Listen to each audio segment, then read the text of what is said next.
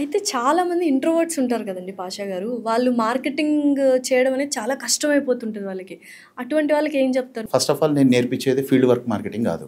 హ్మ్. నేను అసలు రోడ్డు మీద పంపించాను. బ్రోచర్లు ఇచ్చి రోడ్డు మీద పంపించడము, కెన్ఓపీలేసి ఫుట్పాత్ల మీద కూర్చోబెట్టడము, డోర్ నాకింగ్స్కి పంపించడము, డేటా ఇచ్చి టెలికాలింగ్ చేయించడము, లేదా డిజిటల్ ప్యాకేజీలు కొనుక్కొని అందులో పోస్టులు వేయండి, ఇలాంటివి అవుట్డేటెడ్ మార్కెటింగ్ స్ట్రాటజీస్ నేను ఏది నేర్పాను.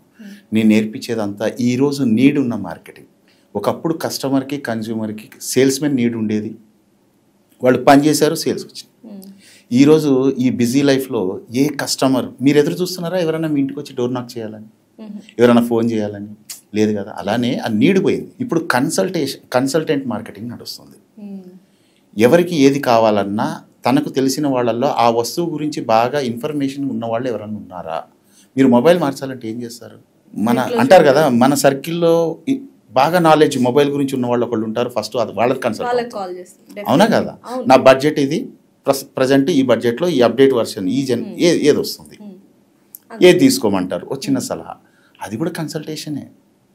సో అలా ఎనీ మార్కెటింగ్కి ఒక కన్సల్టెంట్ ఉండాలి అంటాను నేను. సో కన్సల్టెంట్ మార్కెటింగ్, ఎందుకంటే సేల్స్మెన్కి కన్సల్టెంట్కి తేడా. సేల్స్మెన్ దగ్గర నాలెడ్జ్ తక్కువ ఉంటుంది, కన్సల్టెంట్ దగ్గర 100% నాలెడ్జ్ ఉంటుంది.